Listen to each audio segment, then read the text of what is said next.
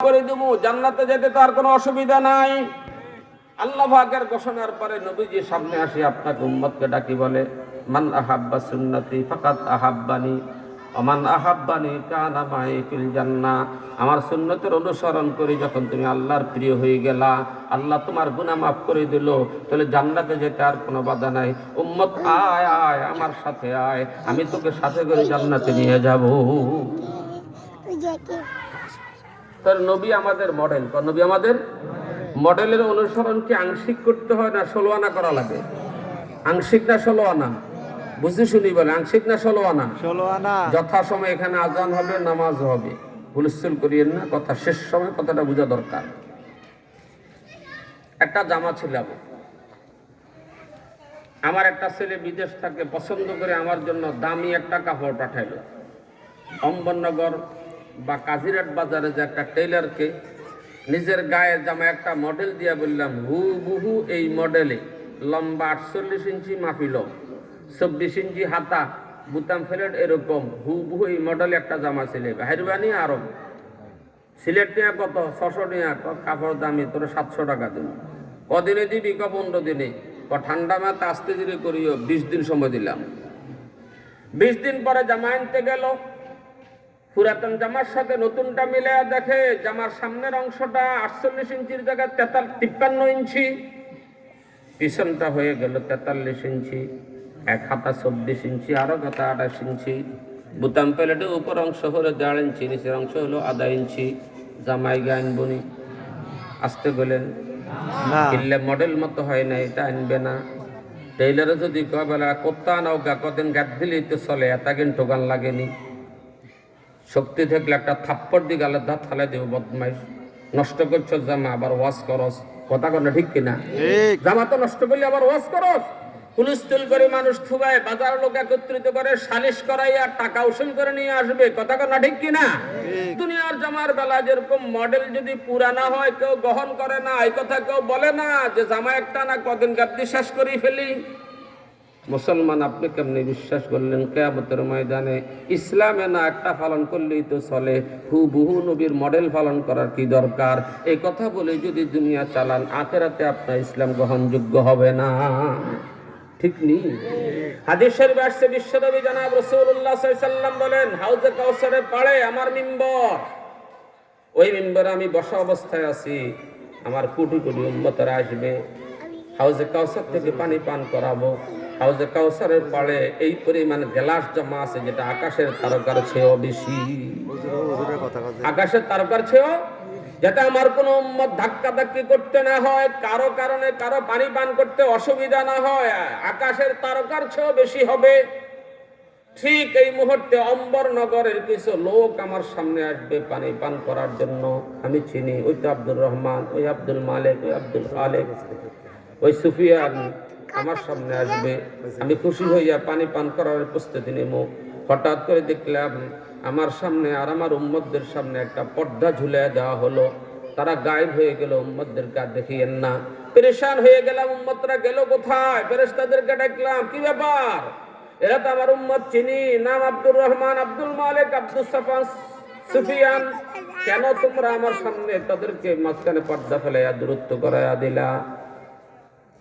তখন ফেরেশতারা বলবে, ক্বালু ইন্নাকা লা তাদরি মা আহদাসু বাদাকা।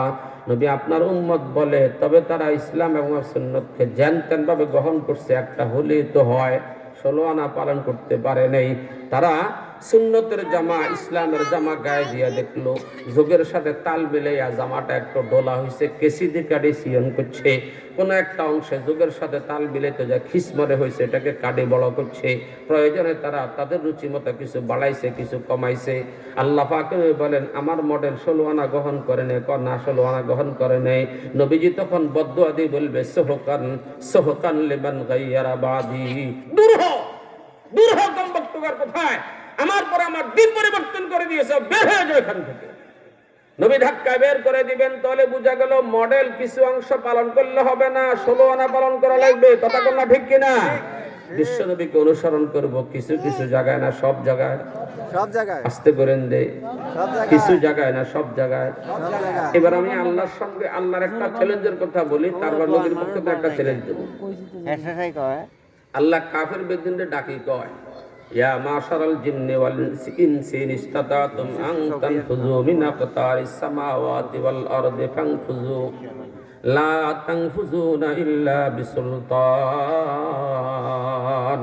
এরে জিন ও ইনসান যারা নাফরমানি করতেছ, তোমরা মনে করলে আমার ধরা থেকে বেঁচে যাইতে পারিবা, তাহলে আমার রাষ্ট্রীয় ক্ষমতা যতটুকু এলাকায় এর ভিতর থেকে বাহিরে কোথাও চলে যাও।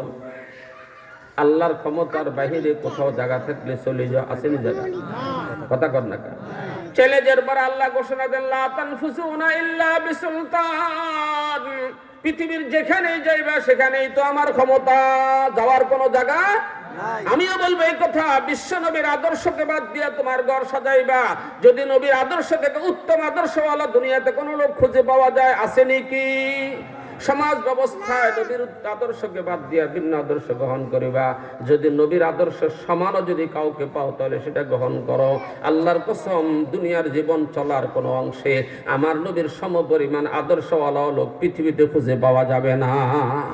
না গেলে নবীকে মানবা না কেন? লাকাদ কানা লাকুম ফি রাসূলিল্লাহি উসওয়াতুন হাসানাহ লিমান কানা ইয়ারজুল্লাহা ওয়াল ইয়াউমিল আখির। আল্লাহ পাক বলেন, যারা ইয়ারজুল্লাহা ওয়াল ইয়াউমাল আখির, যারা পরকালকে বিশ্বাস করো, আল্লাহর কাছে যাবে বলে তোমরা বিশ্বাস করো, তাহলে একটাই পথ তোমাদের সামনে খোলা, মুহাম্মদুর রাসূলুল্লাহ হবে তোমাদের মডেল। এক বুজুর্গ তার ভাষায় করে বলে, जो करनी हो जहांगीरी मोहम्मद की गुलामी कर, अरब की ताज सरबर रख खुदा बंदे आजम हो जा। जो करनी हो जहांगीरी मोहम्मद की गुलामी कर। যদি সারা পৃথিবীর উপরে সাহাবায়ে কেরামের মতো সোনালী শাসন আবার প্রতিষ্ঠা করতে চাও, রাস্তা একটাই, মুহাম্মদের আদর্শকে জীবনে ফিট করে তার গোলাম বনো। দেখবে দুনিয়াতে তোমরা সোনালী যুগের মতো আবার তোমাদের শাসন ক্ষমতা প্রতিষ্ঠিত হয়ে যাবে।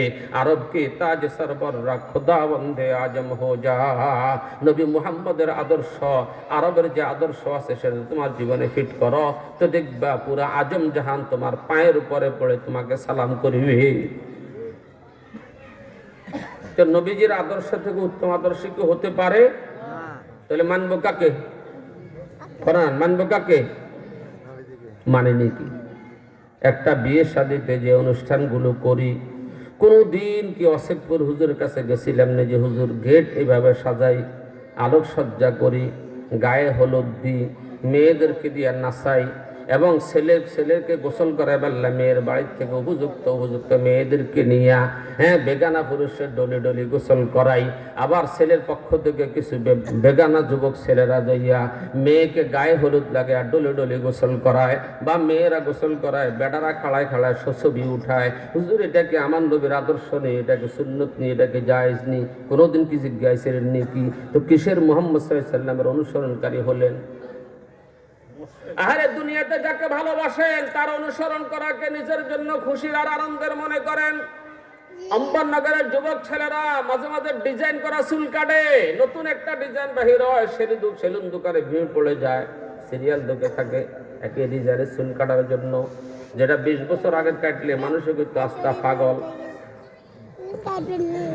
কইতো না নতুন ডিজাইনের জামা, ঈদ উপলক্ষে আবার নতুন করে মেয়েদের পোশাক আসে, নাম দেয় বিদেশি কোনো নারীর অথবা ভারতের কোনো গায়িকার। আমরা পরিষ্কার বুঝি, কোনো খেলোয়াড় ময়দানে ভালো খেলেছিল বিদায় তার প্রতি ভালোবাসা, এই জন্য তার মাথা চুলে যে ডিজাইনের, আমাদের ছেলেরাও তার ডিজাইনে চুল কাটে। কথা কন্যা ঠিক কিনা?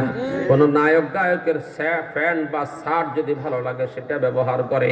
ভারতের কোনো নায়িকার কোনো পোশাক পছন্দ হয়েছে, আমাদের দেশের আব্বারা নিজের মেয়েকে সেই পোশাকে সাজায়। বোঝা গেল ভালোবাসার দাবি হলো অনুসরণ করা।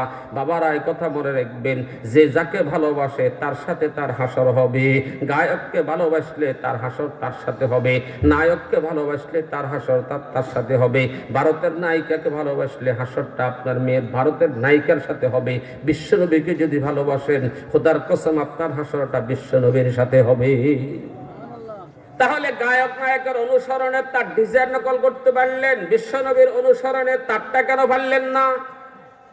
মুফতি ইসলাম পাইছি তো, ওই জন্য কদর বুঝি না।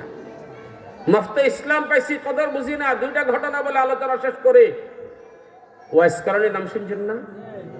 ওয়াইস করণী রহিমাহুল্লাহ, তিনি আমার নবীকে দেখেন নাই। নবীর হীন হায়াতে তিনার জন্ম হয়েছে, তবে নবীকে দেখেন নাই। এরপরে যখন তিনি নবীর জীবনী পাইলেন, আমাদের নবী ওহদ যুদ্ধে জিহাদ করতে যাওয়ার পরে নবীর দান মুবারক শহীদ হয়েছিল। নবীর দাঁত শহীদ হলো, একটা দাঁত ভেঙ্গে, নবীর ভাঙ্গা দাঁতের সাথে আমার একটা মিল হওয়া দরকার। তিনি পাথর নিয়ে বাড়ি দিয়ে একটা দাঁত ভেঙ্গে ফেললেন। একটা দাঁত ভাঙ্গার পরে চিন্তা করলেন, আমি তো সামনেরটা ভাঙছি, এমনও হইতে পারে আমার নবীর ভাঙছে সাইডেরটাই, যেন সাইডেরটাও ভাঙলো। এটা প্রেম, এটা ভালোবাসা, এটা প্রেম, এটা ভালোবাসা। শরীয়ত এভাবে অনুসরণ হুকুম দেন নাই, কিন্তু প্রেমের জগৎটা ভিন্ন। এরপরে তো না, হয়তো এটাই হইতে পারে, এটা ভাঙলো, এরপরে নিচের কয়েকটা ভাঙলো। কেন?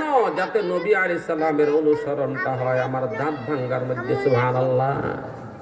ভারতের এক নব মুসলিম নিগ্রু, হাবশি বুঝেন তো না, কালো রঙের নিগ্রু মুসলমান হয়েছে, নতুন মুসলমান। ওই মুসলমানটা ইসলাম গ্রহণ করার পরে নবীর প্রেমে সিরাতুন নবী, শামাইল নবী পড়া আরম্ভ করলো। সেখানে তিনি দেখলেন আমাদের নবীর মাথার চুলের মাঝখানে সিটি কাটা হতো। মাঝখানে নবীজির মাথার সিটিটা কোথায় কাটতো? সাইডে না মাঝখানে? বলে দিছি নাই? সাইডে না মাঝখানে? মাঝখানে সিটি কাটতেন নবী সাল্লাম। যেহেতু নবীজি অধিকাংশ সময় বাবলি চুল রাখতেন, হজের সময় চুল ছাইতেন, নাহলে বাবলি চুল থাকতো, সিটিটা কাটতেন মাঝখানে। নিগ্রো মুসলমানটা একটা আয়না কিনলো, চিরুনি কিনলো। কেনার পরে সকাল সন্ধ্যা প্রায় সময় সুযোগ পাইলে চুল আশ্রয় চেষ্টা করে মাঝখান দিয়ে সিটি কাটতে পারে কিনা। কিন্তু নিগ্রোদের চুল তো হলো কোকড়ানো ভেড়ার চুলের মতো। দেখছেন না আপনারা? যারা হজে গেছেন দেখছেন না? এটারে আঁচড়ি কি বাইল করণ জানি, যত চেষ্টায় করে কোন রকমের সিঁড়ি কাটতে পারে না। এই অবস্থায় দুঃখিত হয়ে একদিন দুর্ঘটনা ঘটাই দিল। কি? সব সাথী যখন ঘুমায়া পড়লো, সে মুশিরি টানাইলো, এর ভিতরে বাতি জ্বালালো, জ্বালায়া কি জানি ঘটাইলো, হঠাৎ চিৎকার দিয়ে উঠছে। আশপাশের লোকজন দৌড়ে আসলেন, কি ব্যাপার একটু দেখি। মশারি উল্টে দেখে মাথা থেকে টপ টপ করে রক্ত ঝরে পড়তেছে, আর ওই লোকটা হাসতেছে। কি ব্যাপার? আমি আমার নবীর সুন্নতের অনুসরণ করতে বারবার চেষ্টা করেছিলাম, মাথার মাঝখানে সিঁথি কাটবো, আমার চুলের কারণে সিঁথি কাটতে পারতেছে না। এই জন্য নতুন ব্লেড কিনি, আয়না সামনে নিয়ে মাথার পিছন থেকে সামনে পর্যন্ত মাঝখানে চামড়াটা উঠাই ফেলছি, যাতে কোনোদিন এখান দিয়ে আর চুল না উঠে।